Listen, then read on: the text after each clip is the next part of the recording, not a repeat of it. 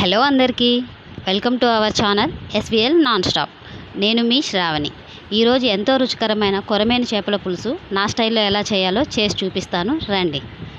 ముందుగా కొరమేను చేప ముక్కల్ని ఉప్పు నిమ్మకాయతో కడిగి శుభ్రం చేసుకోవాలి.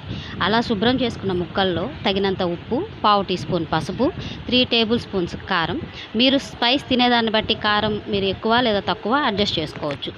1 టేబుల్ స్పూన్ అల్లం వెల్లుల్లి పేస్ట్, 1 టేబుల్ స్పూన్ దోరగా వేయించి మిక్సీ పట్టుకున్నటువంటి జీలకర్ర పొడి, 2 టేబుల్ స్పూన్స్ అలాగే దోరగా వేయించుకొని మిక్సీ చేసుకున్నటువంటి ధనియాల పౌడరు, 100 గ్రామ్స్ చింతపండు నానబెట్టుకొని గుజ్జు తీసినటువంటి గుజ్జు, 2 లేదా 3 గ్లాసులు వాటర్ వేసుకోవాలి. ఇలా వాటర్ వేసుకొని బాగా మిక్స్ చేసుకొని స్టవ్ ఆన్ చేసుకొని స్టవ్ మీద కడాయి పెట్టుకోవాలి. ఇలా చేసుకోవడం వల్ల చేపలు చింతపండు గుజ్జులోనే మరగడం వల్ల ఆ నీచు వాసన అనేది రాకుండా ఉంటుంది. మరొక వైపు స్టవ్ ఆన్ చేసుకొని చిన్న బాండీ పెట్టుకోవాలి. దానిలో ఆయిల్ వేసుకోవాలి. ఫిష్ కర్రీ కాబట్టి ఆయిల్ కొంచెం ఎక్కువగానే వేసుకోవాలి. ఫిష్ కర్రీ అనే కాదండి, నాన్ వెజ్ కర్రీ ఏదైనా సరే ఆయిల్ కొంచెం ఎక్కువగా వేసుకుంటే మనకి ఆ టేస్ట్ అనేది బాగా వస్తుంది. స్మెల్ అనేది రాకుండా టేస్టీగా కూడా ఉంటుంది. సో ఆయిల్ వేసుకొని వేడెక్కిన తర్వాత 1/2 టేబుల్ స్పూన్ మెంతులు వేసుకోవాలి. దాని తర్వాత 1 టేబుల్ స్పూన్ ఆవాలు వేసుకోవాలి. సన్నగా తరిగినటువంటి ఒక మీడియం సైజు ఉల్లిపాయ కూడా వేసుకోవాలి. ఉల్లిపాయ వేసుకున్న తర్వాత 2-3 పచ్చిమిర్చి చీలికలు, కొంచెం కరివేపాకు వేసుకొని గోల్డెన్ బ్రౌన్ కలర్ వచ్చేంత వరకు వేయించుకోవాలి. అలా వేగిన తర్వాత మళ్ళీ ఇందులో 1 టేబుల్ స్పూన్ అల్లం వెల్లుల్లి పేస్ట్ వేసుకోవాలి. పచ్చి వాసన పోయేంత వరకు అల్లం వెల్లుల్లి పేస్ట్ని కూడా వేయించుకోవాలి. ఇలా వేగిన తర్వాత 2 లేదా 3 టమాటాలు, సన్నగా తరిగిన టమాటాలు ఇందులోనే యాడ్ చేసుకోవాలి. చూడండి ఎంత బాగా వేగాయో.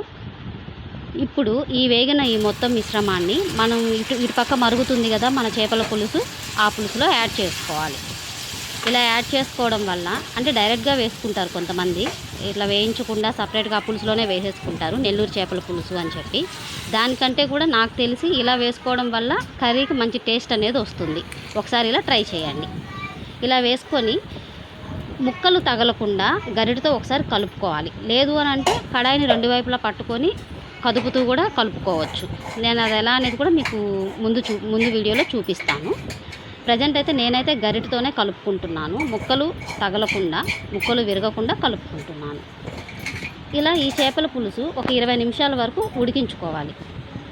ఇలా బాగా ఉడికిన తర్వాత నేనైతే ఒక మామిడికాయ ముక్కని యాడ్ చేసుకుంటున్నాను. ఇది నాకు ఆప్షనల్. యాక్చువల్గా చేపల పులుసు అంటే మామిడికాయ వేసుకుంటేనే టేస్ట్ అనేది బాగా వస్తుంది. ఒకవేళ మీకు నచ్చలేదు, పులుపు ఎక్కువైపోతుంది అనుకుంటే మీరు కట్ చేసుకోవచ్చు. సో నేనైతే ఇప్పుడు మామిడి ముక్కల్ని యాడ్ చేసుకున్నాను. సో ఇట్లా గరిటతో కలపకుండా చూసారా, ఇలా తిప్పుకుంటున్నాను. ఎందుకనంటే చేపలు కొంచెం ఉడికిపోయాయి కదా, ఇప్పుడు గరిటతో తిప్పితే ఏంటంటే ముక్కలు అయిపోతాయి అన్నమాట, విరిగిపోతాయి. సో అందువల్ల నేనైతే ఇలా తిప్పుకుంటున్నాను. ఇలా ఇంకో 10 నిమిషాలు ఈ కర్రీ అనేది బాగా ఉడికిన తర్వాత కన్సిస్టెన్సీ చూడండి ఎలా చిక్కగా అయ్యిందో. సో చేపల పులుసు ఎప్పుడైనా కూడా చిక్కగా ఉంటేనే టేస్టీగా ఉంటుంది. సో ఇలా ఉడికిపోయిన తర్వాత 1/2 టేబుల్ స్పూన్ అనేది ఫిష్ కర్రీ మసాలా కూడా యాడ్ చేసుకోవాలి. దీనివల్ల ఏంటంటే కర్రీ అనేది మంచి టేస్ట్ అనేది వస్తుంది, స్మెల్ కూడా బాగుంటుంది. ఇది ఆప్షనల్. సో ఒక 2 నిమిషాలు ఇది ఉడికిపోయిన తర్వాత చివరిగా కొత్తిమీర చల్లుకోవాలి.